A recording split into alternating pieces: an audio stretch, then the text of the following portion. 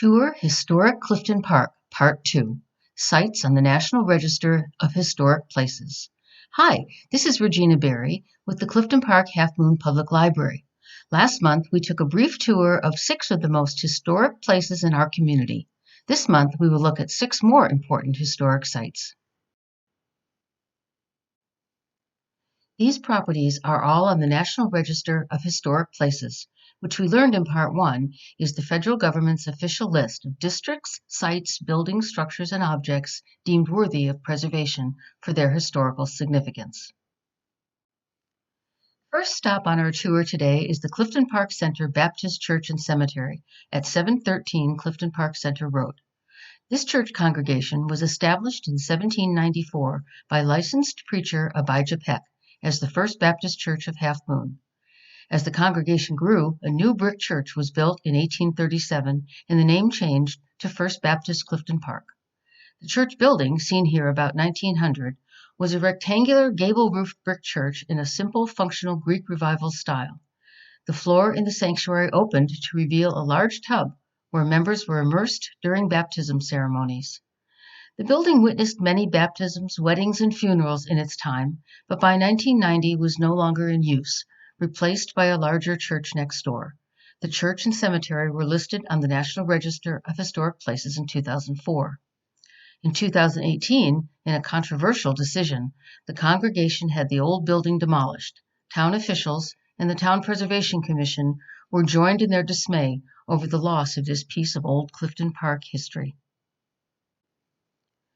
The adjacent cemetery was behind the old church building and dates to about 1801. It is surrounded by a cast and wrought iron picket fence and gate. There are approximately 350 burials there, including the grave of founder Abijah Peck, his mother, both his wives, 6 of their children, and numerous descendants. A number of the 19th century gravestones have unique carvings, the earliest of which dates to 1809. Next, we have historic Grooms Tavern, located at the intersection of Grooms and Sugar Hill Roads. The complex is made up of the tavern, a wagon and blacksmith shop, and a separate outdoor privy. Beginning about 1800, there was a store at this location operated by several different owners. James Groom came into possession of it in the mid-1820s. The nearby Erie Canal had just opened and businesses were booming. James built a new structure about 1825 for his tavern, probably incorporating elements of the old structure. The first Clifton Park town meeting in 1828 was held here, as were many of the annual town meetings up to 1870. James Groom later became a town clerk, town supervisor, and a state assemblyman. Moving to Albany in 1847, he transferred ownership to his son Samuel. Later, Samuel operated the tavern as Groom's Corners Hotel, and later still as a general store. The wagon and blacksmith shop, constructed in the 1840s, is a 2-story rectangular timber frame building with a gable roof in the Greek Revival style. Samuel must have been a busy man, as he operated both these businesses as well as the tavern and store. By 1900, following Samuel's death in 1898, his son James Groom was running the store and post office along with his mother. Old-time Clifton Park residents remembered the men gathering there to smoke and gossip while their wives worked at home. That's probably Jim Groom seated on the front porch of the store in 1920. The store was sold to Edward Klingbeil and his wife Mabel in 1922 after Jim's passing. They added a gas pump to service the motor cars that were becoming so popular then. Ed ran the store until his death in 1970. After that, it became a gift shop and country store owned by the Baird family. In December 1999, the town of Clifton Park acquired this historic building. The building today is a 2-story timber-framed, gable-roofed building in a simple federal style. It consists of a main block with a 1.5-story frame kitchen wing in the rear. When Samuel Groom expanded the building to 2 stories in the 1840s, a Greek Revival-style cornice was added to the exterior. But in 1999, the building was in serious disrepair. The Friends of Historic Grooms Tavern was formed with the mission of restoring and conserving the complex. Over the last 2 decades, they have overseen the restoration of the interior and exterior of the house, the construction of walkways and gardens, the restoration of the privy, and other projects. Today, the group actively supports the Old Tavern as an educational, cultural, and social center for Clifton Park. The complex has been on the National Register since 2000. Just up the street from Grooms Tavern is the Mohawk Valley Grange Hall, which represents the town's agricultural heritage. It was erected by local residents to serve as a public gathering place for the town. Early on, it was known as Union Hall or Mosher Hall. Then, in 1924, Clifton Park chartered chapter number 1495 of the National Organization of the Patrons of Husbandry, known as the Grange, which had been founded in 1867 to advance methods of agriculture as well as to promote the social and economic needs of farmers in the United States. It was a secret fraternal organization, similar to Freemasons, designed to help farmers through cooperative activities during a time when much of the country, like Clifton Park, were farming communities.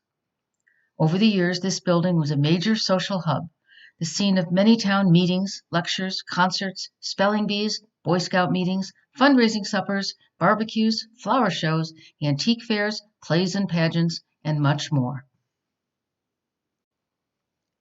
Built in 1896, the hall is a 1.5-story, 3-bay by 4-bay timber frame building. It sits on a dry-laid stone foundation and has a steep gable roof. A 1-story shed-roofed addition was built in 1934 when the Grange purchased the building. By late 20th century, however, membership had declined steeply and the group disbanded in 2007.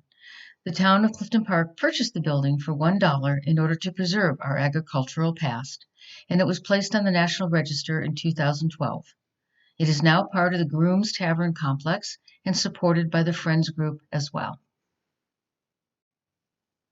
The Abraham Best House is a brick farmhouse located at 113 Vischer Ferry Road. Abraham, his wife Harriet, and 1-year-old daughter Christina came to Clifton Park, then Half Moon, from Claverack, New York in 1815. They purchased land from the Miller family and lived in a small frame house while building a large brick addition on the front. There they raised 8 children and ran a large farm.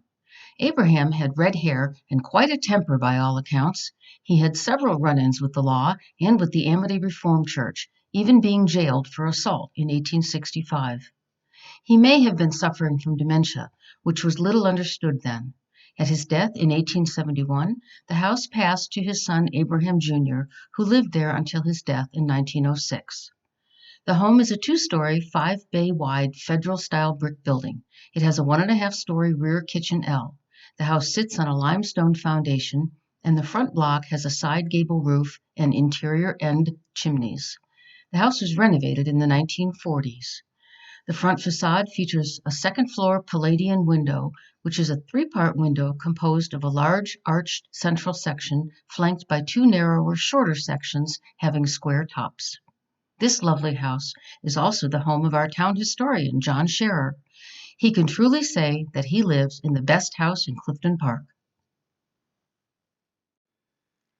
Vischer Ferry Historic District was listed on the National Register of Historic Places in 1975 because of its large concentration of existing 19th century Greek Revival structures. It is located along Riverview and Vischer Ferry roads with the Erie Canal running alongside. Several of the buildings have columned porticos, pilasters, triangular pediments, and other Greek Revival-style architectural details. It is a typical upstate New York canal village containing the remains of the original canal and 2 dry docks where canal boats were built and repaired. Canal boat carpenters like Matthias Peters and Shepard Wheeler constructed homes there between 1833 and 1862, as seen here. One of the most well-known homes in the district is the Nicholas and Eldert Vischer House, the oldest home in Clifton Park. Nicholas built his family a small 1-room house with 1 huge fireplace and a loft above for workspace and where the 6 children slept. Youngest son Eldert inherited the home and in 1806 built the large, elegant Federal-style addition on the front.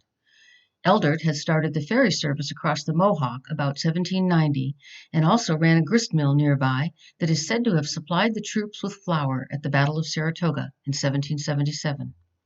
Today the home is fully restored and fittingly occupied by a Dutch-born family who love all the original features, including 5 fireplaces, and a view of the Erie Canal from their kitchen window. Vischer Ferry General Store is today the centerpiece of the historic district. The original store was built on this site by Benjamin Mix around 1787. No photos of that structure exist, but some evidence of the first store was uncovered during recent renovations. Gerardus Clute purchased the business in 1856 and built the existing store as well as the Greek Revival house next door, seen on a previous slide. The store and home subsequently passed through several other owners during the 1800s and for some time was also operated as the post office. The hamlet of Vischer Ferry began growing with the construction of the Erie Canal. During the 19th century, the area was booming, with several stores, a hotel, blacksmith shops, harness shop, carriage maker, doctors, post office, schools, a church, and several mills. The growth of the railroad eventually replaced the canal as a means of transport, ending the hamlet's rowdy heyday during the time of the canalers. At some point, probably during the 1930s, a garage structure was added to the east side of the building and was later finished to become part of the commercial space. It began operating as Vischer Ferry General Store in 1953 under Nels Olson. After 1969, it became a bike shop, then a realtor office, and later a tack shop. After a fire damaged much of the building in September 2013, it was purchased by a group of neighbors eager to restore it to its original glory. After significant renovations inside and out, made as historically accurate as practicable, it is today being run as a modern interpretation of an old-fashioned general store. In addition to the store, the building now houses 2 apartments. I hope you have enjoyed these tours. Please share them with your family and neighbors. It's a safe way to visit the past. To see more historic images from Clifton Park and Half Moon, please go to the library's webpage at www.cphlibrary.org. Click on the Research tab, then the Local History page. Scroll down to the Digital Collections and click on Historical Photographs. And thank you again for watching.